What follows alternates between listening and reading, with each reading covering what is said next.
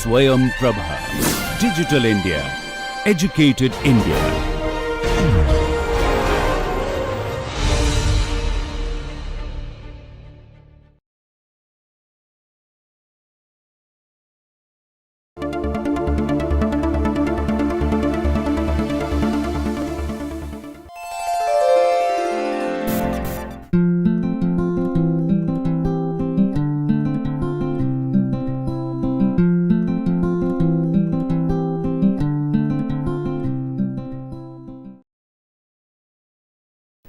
Welcome back to NPTEL, the National Program on Technology Enhanced Learning. As you are aware, we are in a series of lectures collectively entitled Cultural Studies. These lectures are being brought to you by the Indian Institutes of Technology and the Indian Institute of Science. The lectures are for students in engineering colleges and in IITs, where humanities and social sciences are taught as both core and elective subjects. I am Lisa and I teach at the Department of Humanities and Social Sciences in IIT Guwahati. So, we have already been through the introductory lecture in the first lecture of this series. The lecture being given today is a continuation of the first lecture, in that we look at the scope of cultural studies in a bid to understand cultural studies as a discipline, as a domain. Some of the characteristics of cultural studies were already talked about in the first lecture. For instance, we saw that cultural studies was quite resolutely interdisciplinary in nature, and by the fact that it has no real referent and it is to do with ways of talking, we also found ways of talking about cultural forms, cultural practices. We saw that key terms and concepts are central to the discourse of cultural studies. Well, before we begin to talk about the topic in every lecture, we are going to do a brief recap. Okay, at the beginning of each lecture, we are going to talk about briefly about what we did in the last lecture, in a bid to retain a degree of continuity from the previous lectures. So, we move on now to the recap of lecture 1, and we saw that Chris Barker, in his Sage Dictionary of Cultural Studies, terms cultural studies, the domain of cultural studies, as an interdisciplinary or post-disciplinary field, and also he points to the fact that cultural studies really is a language game. It is constituted by the language game of talking in various ways, in redescribing redescribing cultural practices, forms, institutions, in a bid, as we will find later, in a bid to remove established ways and patterns of thinking that we may have collected over so many years, and that the theoretical terms developed and deployed by persons calling their work cultural studies, these themselves constitute what cultural studies is. Then we found that Raymond Williams, Richard Hoggart and E.P. Thompson are the three persons who were responsible for eventually leading to the discipline cultural studies, and we also saw that we could actually pinpoint a date, as far as the birth, so to speak, of cultural studies as a discipline, as an academic discipline is concerned, and for that we need to go back to the establishment of the Center for Contemporary Cultural Studies of Culture at the University of Birmingham, whose first director was Richard Hoggart. Then we saw that this break from established ways of thinking, which eventually led to the formation of cultural studies as a discipline, is characterized by what we call culturalism, materialism and Marxism. Okay? At least the early phase, it is not that cultural studies as a discipline has remained with these characteristics. As we shall see, there has been a cultural turn. In fact, we saw from Bennett and Frau that the cultural turn is about meanings, is about discourses, about meaning formation, signification, along with the fact that it does retain a certain culturalism and definitely a Marxist point of analysis. Then we define culture as something that is ordinary, and we distinguish it from commonsensical ways of looking at culture as to do with cultural practices, like for instance cultural forms like music, theatre, etc. And we said that no culture is ordinary, and we saw through Raymond Williams that culture is a way of life, and cultural studies takes as its data the various everyday practices and cultural forms, right, that constitute our culture, right. So, in that I should add here that popular culture also therefore becomes a very important part of cultural studies, a very important part of the data of cultural studies, right. So, culture is then ordinary, culture is a way of life, culture is democratized, and culture is to do with the creation and generation of meaning, right. We also saw that we need to make a difference between cultural studies and the study of culture, in that the study of culture, we may say safely, is to do with the older ways of doing anthropology, okay, whereas cultural studies is to do with symbolic forms and their signifying practices. Therefore, a few of the ways in which culture is variously seen, with the points that we can glean from the last lecture, okay, are these: that culture is a tool, okay. Culture is a tool through which we find our way in our social and cultural lives. Culture is a language, culture refers to artifacts, culture of course is a way of life, and culture is deeply imbued with power. So, these are the various ways in which we shall be looking at culture in our course Cultural Studies. So, the key source texts in this second lecture are Chris Barker's Cultural Studies, Theory and Practice, a book which I said in lecture 1, maybe if you are to choose a particular text as a textbook, this would be it. And the other books in this referred to in this course are again by Barker, the Sage Dictionary of Cultural Studies and Making Sense of Cultural Studies, Stuart Hall's edited volume Representations, Tony Bennett and John Frau's edited volume, the Sage Handbook of Cultural Analysis, and Pramod Nair's An Introduction to Cultural Studies. Right.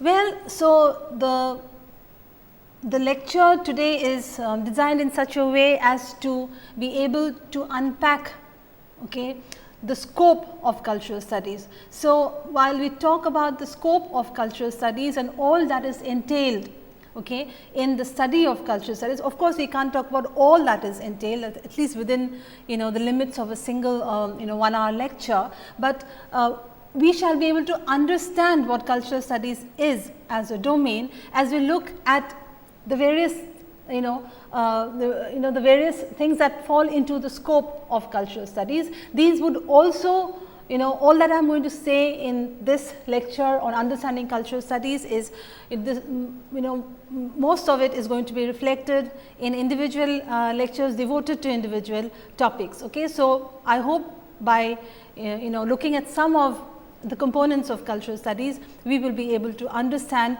in a better way, okay, what this domain is all about, what this discipline is all about, if at all we can call it a discipline.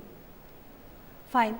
The first thing that we need to note here is many, or rather it is it has been an accepted way of considering nature and nurture as separate. Okay? Nature is related to biology, nature is people think nature is different from culture, but in our course we are going to have we are going to look at ourselves, okay, and ourselves as cultural beings, right, from a biocultural perspective. So, we bring in nature and nurture together. We do not really separate these as binary oppositions and say that nature is different and nurture is different. In at least the cluster of lectures in module 1 devoted to what science has to tell us about ourselves as cultural beings. Therein we shall be able to see that nature and nurture cannot, or nature and culture are not to be separated when we try and build a discourse on understanding ourselves as cultural beings. Second, cultural studies also looks at the body, right. Now, this follows from the slide before this. The individual body is not again a individual, not isolated, okay, and it is not it is not an individual body in the sense that the body becomes a social instrument. Okay. We are cultural beings, we are in a body. So, the body too is understood. The scope of cultural studies includes looking at the body as a social or a cultural instrument, and a docile, as one of the philosophers Michel Foucault has said, as a docile tool of productivity, a malleable or manipulable tool of productivity. So, beginning with biology, beginning with the body, we find that cultural studies also encompasses looking at the body as a cultural form, okay, not simply as a biological form. Next, as I mentioned in the first lecture, subjectivity is an immensely important term. It is a key term with identity, really perhaps among the most important terms in cultural studies, and much of what we are going to talk about hinges around subjectivity, and via Chris Barker we may define subjectivity at on 3 levels. A, that subjectivity may be defined as a condition of being a person, and subjectivity also refers to the processes that go into the construction of a person, and it is the experience of being a person. Recall also from the last lecture that objectivity is highly suspect in cultural studies. Okay, we understand everything to do with culture, including science, as emanating from human beings, from knowledge produced by human beings. Okay, and much of it is understood as being subjective, whether at the individual level or whether at the collective level. Okay, knowledge, therefore, cultural forms are seen as subjective forms, and subjectivity is an important part, important component of cultural studies, right. The next term that we have to look at is identity, and like subjectivity, it is a cornerstone really of cultural studies, and identity is also a key term that contributes to the discourse of cultural studies, and these other terms also come in as far as the cultural studies domain is concerned, and these terms are terms like class, ethnicity, gender, race and sexuality. Okay? These are also part and parcel of ourselves as cultural beings, in that we belong to a certain class or an ethnic group, or at least a community or a race. We have certain sexual orientations, and also we are our behavior is largely constructed by the expectations of gender roles and gender models. Okay? So, remember what was our mega question: why do we live the kind of lives that we live? So, why do we live the kind of lives that we live is informed, okay, by these categories. right. These categories are categories of identity, class, ethnicity, gender, race and sexuality, right. So, are we as cultural beings also live out our lives according to where we find ourselves in these categories. What cultural studies does again is, question quite radically what is meant by common sense. Okay? Common sense, cultural studies holds, may be spontaneous, it may be unconscious, but common sense is nothing but the habits of thinking, the patterns of thinking that we have collected and which need to be queried.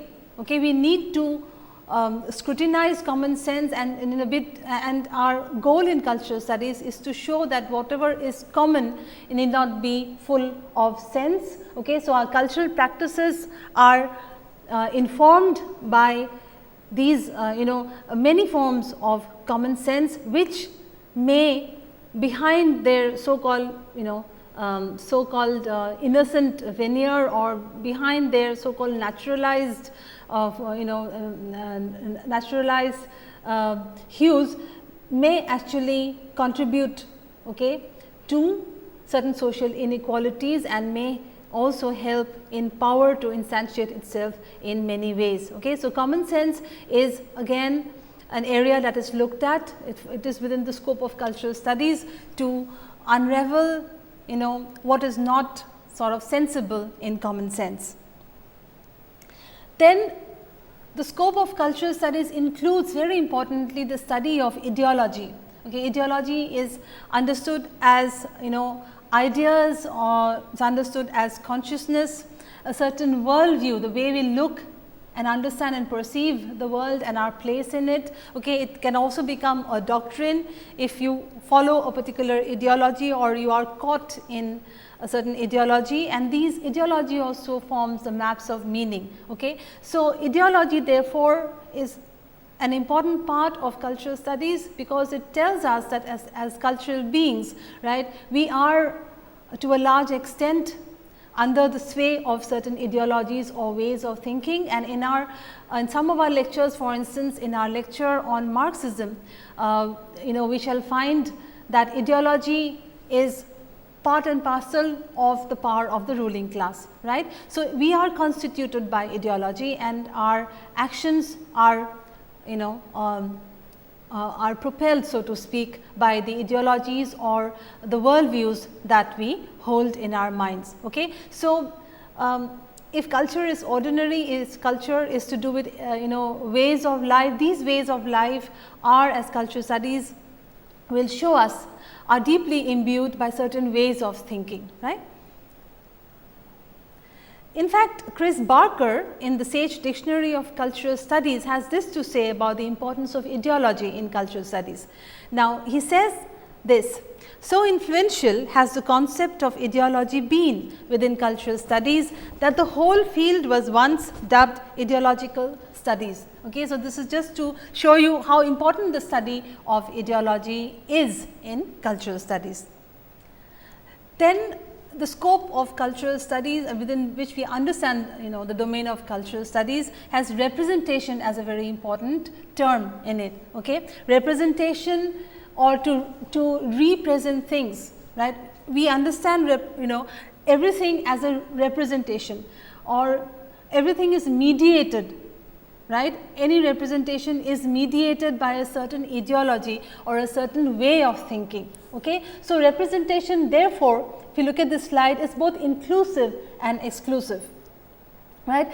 It includes some people and it excludes others. It includes certain ways of thinking and it excludes other ways of thinking. So, representation we understand as in cultural studies, we understand as being always impartial, always provisional, and always whether overtly or covertly, okay, always backed by power. So, the scope of cultural studies also entails an understanding of terms like representation, representation and how representations are often, as mentioned by one of the critics, Danny Cavalier, are often also misrepresentations of things. Then let me bring your attention to an important phrase called the circuit of culture, and this is by Stuart Hall, and we came across Stuart Hall in our first lecture. And Stuart Hall gives us this diagram, this circuit of culture. Okay? So, culture may be understood as a circuit having certain components. Okay? These components are in turn the key concepts or terms that build the discourse of cultural studies. Okay? And these are A, representation, regulation, identity, consumption and production. So, the circuit of culture is again one of the fundamental fundamental formulations that any scholar in cultural study needs to look at. Okay? Representation, regulation, consumption, identity and production are its key components, are the key components in this circuit as given to us by Stuart Hall. Then also we understanding cultural studies entails recognizing the fact that language, language really is what Chris Barker calls a central concern in cultural studies. So, according to Chris Barker, language is a central concern of cultural studies. It is the means and medium for the generation of significance or meaning. We saw in the last lecture that meaning creation or the generation of meaning is one of the ways in which culture is understood. Culture is a site, culture is an agent for the generation of meaning in our socio-cultural practices, right. So, Chris Barker says that how do we talk about meaning? How is meaning generated? And he says that language is the chief concern in cultural studies, in that it is both the means by which meaning is generated, significance is generated, and it is also the medium for the generation of meaning. So, let us read on from Chris Barker. The concept of meaning is core to the explication of culture. To investigate culture is to explore, look at this, to investigate culture, this is how we understand both the methodology and the domain of cultural studies, right. To investigate culture is to explore how meaning is produced symbolically in language as a signifying system. It is only through language that you can have meaning. You can have the generation, the encoding and the decoding of meaning. So, to investigate culture, what is culture again? The practices of our our ordinary practices, our everyday day-to-day practices, right. So, to investigate culture from a cultural studies methodology, using a cultural studies methodology entails this, is to explore how meaning is produced symbolically in language as a signifying system. Here meaning is generated through difference, the relation of one signifier to another, rather than by reference to fixed entities in an independent object world. Now, at this juncture we will not unpack this, because I will be devoting this a lecture solely to understanding this, which is the lecture on structuralism, how culture is full of signifying practices and how there is no really following a linguistic model, there is no direct reference to things both in language and in culture obtain their meaning by a system of difference and a system of relation to other units in that. So, culture in that sense works like a language. At this juncture, suffice it for us to simply understand that culture is explored by looking at our symbolic practices, right, by looking at the way in which meaning is created. And how is meaning created? Meaning is created because of this phenomenon called language. Language is both the, as he says, Barker says here, both the means and the medium for the generation of meaning, right. Indeed, in another book, Making Sense of Cultural Studies, Barker says, the machinery and operations of language are central concerns and problems for cultural studies. Indeed, the investigation of culture has often been regarded as virtually interchangeable with the exploration of meaning produced symbolically through signifying systems that work like a language. Okay. So, important. So, central is language in cultural studies, that we look at our cultural practices in terms also of language, in terms of signifying practices, okay, practices that generate meaning. Okay. Therefore, from this we may argue, okay, again arguing for a subjective, for the importance of subjectivity and the relative the fact that objectivity is highly suspect in cultural studies. We therefore go on to say that there are no objective truths, right, that there can only be justifications. Knowledge is a matter of being able to justify. Remember, we had used the term epistemology in the last lecture, and how did we define epistemology? We defined epistemology as the theory of knowledge. We define epistemology as a branch in philosophy, okay, that looks at the scope, the origins and the limits of knowledge, limits in the sense of the conditions under which knowledge is possible. There may be different ways in which we can get knowledge. For instance, empiricism is one way in which knowledge may be constructed, rationalism is another way. Okay. Now, as far as knowledge production, as far as meaning production is concerned in cultural studies, Barker and other scholars say that, well, it all depends on how you justify, right, how you justify a belief. For instance, we make this difference, at least for elementary purposes, we make this difference or distinction between belief and knowledge, right. We say that we may hold a belief that need not be knowledge, right. So, knowledge is defined as justified belief, a belief that has been justified. Now, cultural studies holds that in a scenario where we can never have objective truths, because everything is a representation, right, and representations are made by human beings in a certain condition of knowledge, okay, in a certain knowledge situation, which has been given rise to by contingent events, by being in a particular situation in space and time. Okay. So, cultural studies therefore holds that all you can do is only put forward justifications, and justifications are represented through one medium, which is language. Okay. So, therefore, knowledge becomes more a subjective matter, and subjectivity is therefore one of, again like language, a central concern in cultural studies, right. So, what have we understood till now?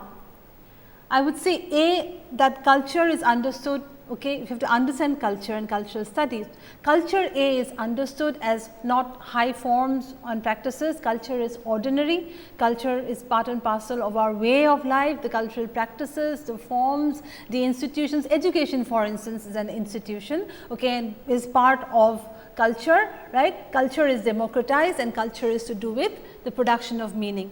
As far as this last point is concerned, we found that the production of meaning, behind the production of meaning, the means and medium for significance and meaning creation is none but language, okay. And we found that there are other important things like representation, which is always partial, like epistemology, like subjectivity, where knowledge is ultimately a matter of not knowing an objective truth, but about justifications. Now, the more you can justify, the more whatever you put forward is understood as knowledge. Now, behind these justifications are also issues of power in politics. Okay, whose definition should we take? Whose description should we take? Right? And we also found that one of the concerns of cultural studies is to re-describe, to signify things, okay, to talk about things in newer ways. Cultural studies is all about talking about things in newer ways, building different discourses, so that habitual patterns of thinking, habitual ways of thinking are sort of dismantled, and we begin to see things anew. Okay. So far this is what is meant by cultural studies, which is what is meant by studying cultural studies studying our culture from a cultural studies methodology. This is what is meant by studying culture using a cultural studies methodology. Okay. Then the scope of cultural studies also includes, studying other issues in terms of cultural formations. Okay. For instance, the nation is seen as a cultural construct. Now, many of us have, are used to thinking of nations as a given. For instance, I am an Indian, my nationality is Indian, I belong to a place which has certain boundaries, okay, and there is, geographically we are all bound together in, in a country known as India. In cultural studies, we re-describe this, okay, by talking about nation in a different way. This is one example in how, by which you can understand what we do in cultural studies. Okay. What we do is we re-describe things, we sort of try, we sort of try and cancel out, okay, established ways of thinking. Now, the example I am giving you is that of nation, and what would cultural studies say? Cultural studies would say that nation is not simply a political organization. Okay. Nation is also a matter of discourse. Now, you may think, how is nation, the nation is a political and administrative unit, it has definite geographical boundaries. How is nation a matter of language? How is nation a matter of discourse? Okay. The answer is nation is a cultural construct, okay, and we represent nation. We represent nation in language, and nation is a discourse, right. Nation is symbolic. For example, how is nation symbolic? The nation is symbolic in the sense that our perception of a unitary nation is held together, in the common imagination of the people, okay, by certain symbols, certain images. For instance, the national flag, the national flag, the national anthem, and various things that signify our nation. So, the nation is to be understood as discursive, the nation is to be understood as symbolic, because even if we do not, it is impossible for us to know each and every member of our nation, we nonetheless are bound together by a commonality, okay, or common pool of, so to speak, imaginative or resources in the imagination, and these are, as we said, our national anthem, our national flag, and we also have so many sort of national things like our national flower, or our national dance form, etc. Okay. So, this is one way in which we understand what we do in cultural studies. Okay. We see, well, almost everything as a discursive creation, or as a creation of language, as a creation of representation, as a creation of subjectivity, right. So, this this whole understanding of all cultural forms, right, all cultural practices and institutions as first and foremost a matter of language, a matter of signifying practices, a matter of symbolic practices. This, I would say, is how cultural studies is different from other domains, different also from its kindred related domains like anthropology, like sociology, literature and language. Further, I had alluded to science in the last lecture, and I said that even science is seen as a discourse, okay, and the understanding of ourselves, as beings, right, is, when we look at science as a discourse, you find, for instance, that science mediate culture. If you look at this slide here, as I said, it's all about description, right. So, if you have a question like, if you pose a question like, what is it to be a human being, right, then you are increasingly drawing from the domains or discourses, so to speak, of genetics, of science and technology, and of the medical sciences. Okay. So, when you describe yourself as a human being from, from within biology for instance, then we would say that it is science that is that is enabling you. It is a discourse of science that is enabling you. It is science that is mediating force in your understanding or description of yourself as a human being.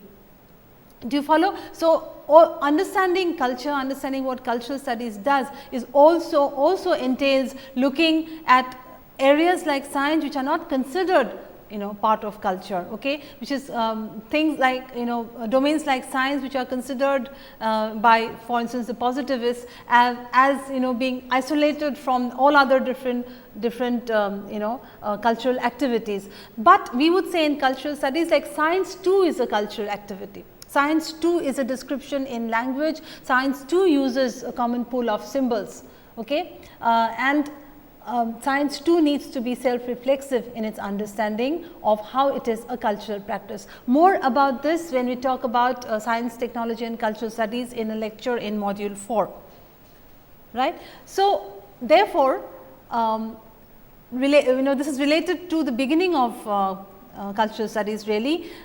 Cultural studies began also, okay, as what many would call an insurgent sociology, right. It was part of sociology in the fact that it did not agree with some of the impulses in theoretical impulses in sociology, particularly positivism, right. So, it was an insurgent sociology that was against a purely functionalist view of culture, okay. It tried to say that, well, there are huge issues to do with power and politics behind the so-called working of society, behind the so-called functions of the different units of society. Do you understand? For instance, let us take an example, the family for instance. The family is a core unit in sociology, it is a core unit of society, right. And if you study family simply from the point of view of how family as a functional part of society, and you do not talk about the politics of the family, you do not talk about unequal power relations, okay, within a family, then you are doing simply a functionalist analysis of family as a unit. And not only that, you are dangerously playing into the hands of very powerful discourses, right, and very powerful ideologies that hold the family to be simply a well functioning unit of society, hiding issues of inequality and hiding issues of power and politics within the family, okay. So, therefore, cultural studies is to be understood as almost as a domain that resists, okay, certain established ways of thinking, particularly the functionalist and positivist ways of looking at our cultural forms and institutions. Secondly, cultural studies also came about as a critique, okay, as a radical critique of instrumental rationality. Now, by instrumental rationality, we mean that reason rationality that is used, okay, that is used to maintain the status quo, right. That is, it comes from an unwavering faith in science and technology. It comes from looking at science and technological rationality, okay, as an imperative, which has around which we are not to look at issues of power and politics, for instance. It came about, cultural studies therefore came about as a staunch and radical critique, okay, of such kind of rationality, okay. Such kind of rationality gave us a sense of an objectivity, okay, that was that could talk about that everything from talk about everything in the sense that it would give us the truth with a capital T, so to speak, okay. So, therefore, cultural studies is again a domain that looks very is very suspicious about a functionalist way of looking at culture and positivist way of looking at knowledge, and it is also deeply critical of instrumental rationality. It would rather devise a critical rationality, putting rationality to the test, critiquing rationality and accepting the best that is there from rationality or reason based thinking. Okay.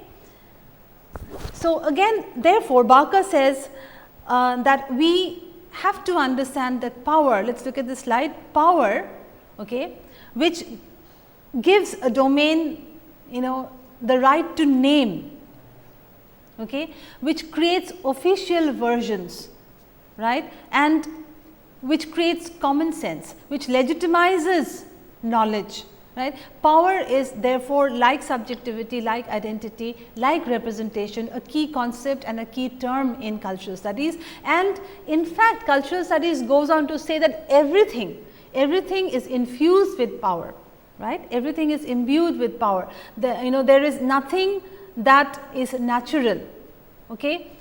All systems are imbued with power, okay.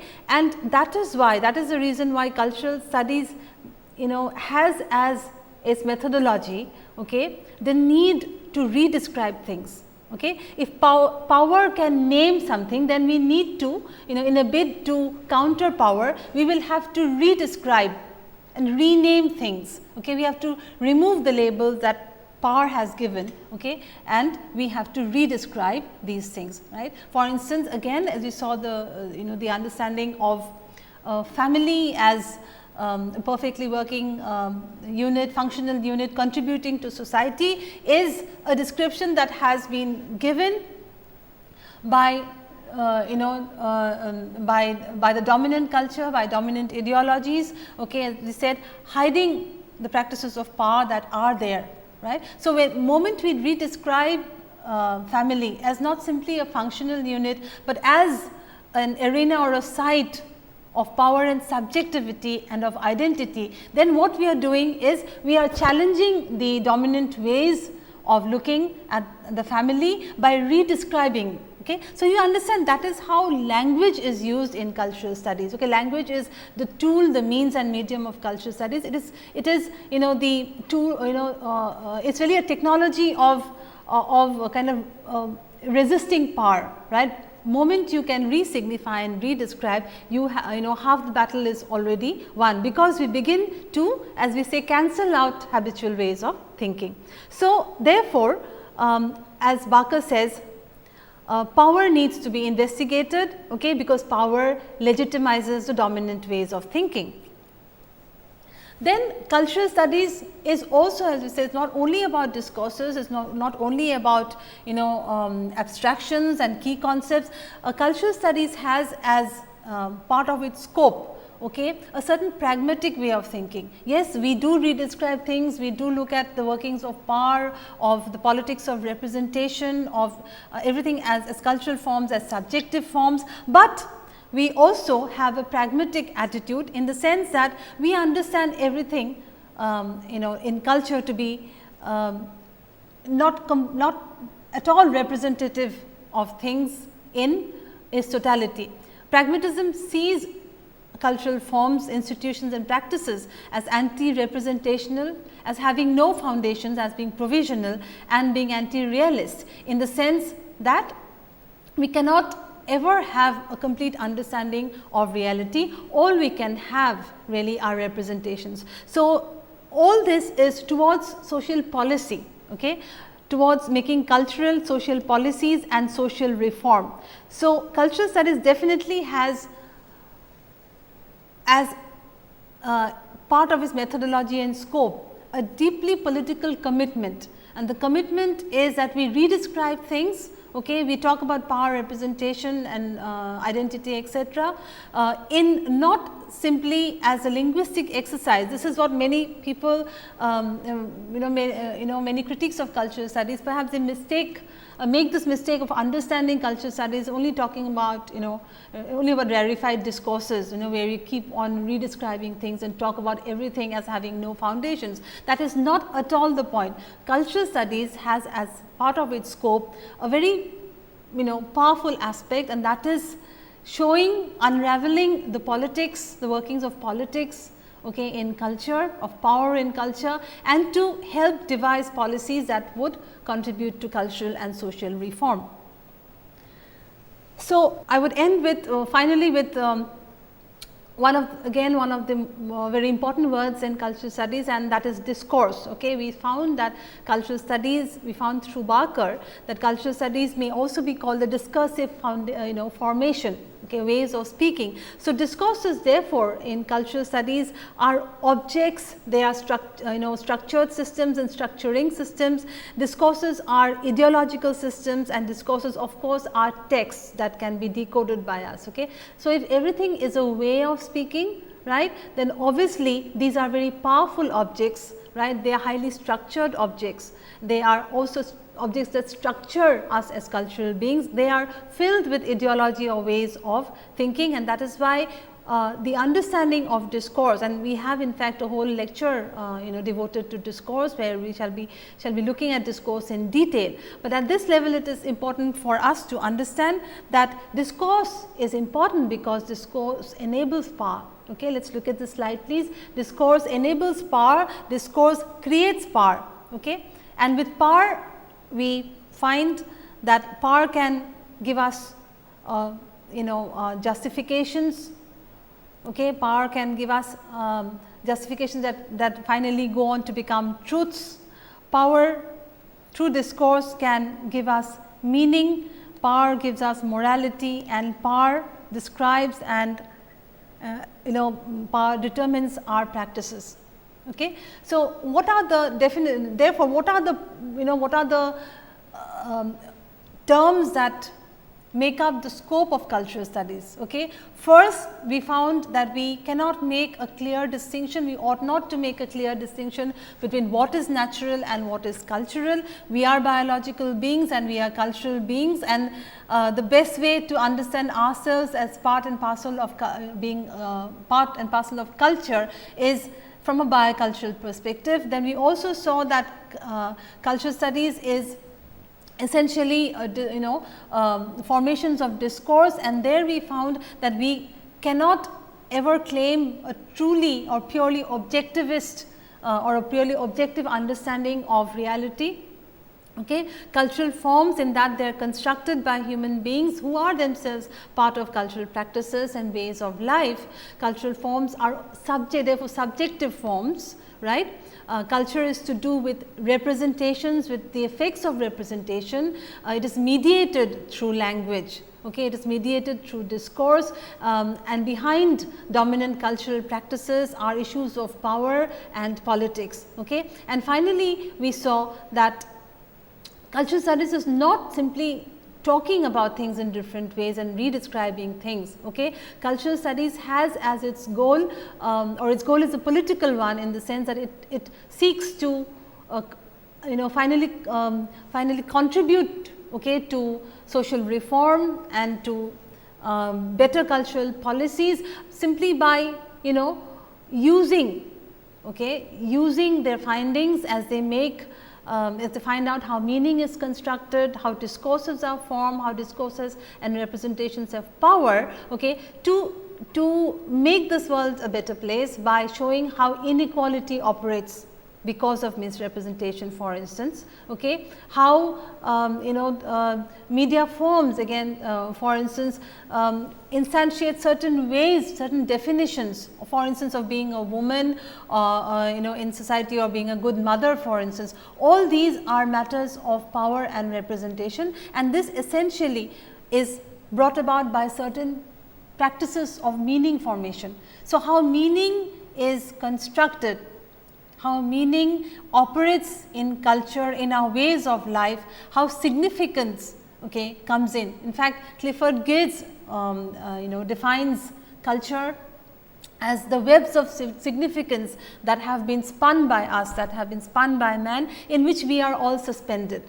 Okay. So, it is important for us therefore, as being as cultural beings, to see how we are constituted, what are the descriptions that we go by, what are the descriptions that we abide by, okay, and in doing so we help help the process of help processes in cultural policy, in trying to devise better ways of living, better descriptions, more fair descriptions, okay, and also lead to better ways of really living, more encompassing ways of living. So, what we have done in this lecture is we have tried to understand cultural studies by pointing at some of its constituent terms and some of its articulations, and all this would be unpacked in the lectures to come. So, we end with a quotation again from Chris Barker, and you know Chris Barker's text Cultural Studies Theory and Practice is a text that you could take up as a textbook really for this course. And Barker says here, the forms of power that cultural studies explores are diverse. Remember, cultural studies targets power, right? The forms of power that cultural studies explores are diverse and include gender, race, class, colonialism, etc. Cultural studies seeks to explore the connection between these forms of power and develop ways of thinking about culture and power that can be utilized by agent in the pursuit of change. Okay? So, if anyone says that cultural studies is really a rarefied, only a discursive, a linguistic exercise, and they are utterly wrong, okay, because all these investigations are really, as Barker says here, to be used by us in the pursuit of social change and of cultural and political change. Okay. So, we move on then to the discussion, and for our first question here is, why are subjectivity and identity central concerns in cultural studies? Subjectivity is a central concern in cultural studies, because every cultural form is seen really as a subjective form in an individual or collective sense, and the study of subjectivity is important because subjectivity is what is a condition, okay, it forms a condition by which we are formed as persons, right, by which we understand ourselves as human beings. Okay. Then subjectivity also is important as a key term in cultural studies, because subjectivity really are the processes, or rather subjectivity comprises the processes that go into the construction of ourselves as human beings, as cultural beings, as knowing beings. Okay. And finally, subjectivity is about the experience of being a person. Okay. All these are cultural constructions, right, and how we are made subjects. Remember, in the first lecture I had said that if you have a question like why do we live the kind of lives that we live, in cultural studies we need to reformulate this as how are we constructed as subjects. Okay. So, we are essentially then in cultural studies subjects, we are agents, and how our subjectivity has been formed. This should be one of the first questions we ask in cultural studies. Then identity is again important, identity vis-a-vis subjectivity. If subjectivity is our inner life, our experiences and the processes that go into it, identity is seen by many, at least in distinction to subjectivity, as the social label that is given to us. Okay. So, identity, the study of identity is immensely important as a scope, as part of the scope in cultural studies, because identity is tied to issues of class, ethnicity, gender, sexuality, race. In that we use phrases like our racial identity, our ethnic identity, our class identity, our sexual identity and our gender identity. Okay. These also are part and parcel of the labels that are given to us in our cultural practices. Okay. So, how we are formed as beings in culture. Okay. Subjectivity and identity, right, are the key areas that we need to explore if we have to understand ourselves as cultural beings.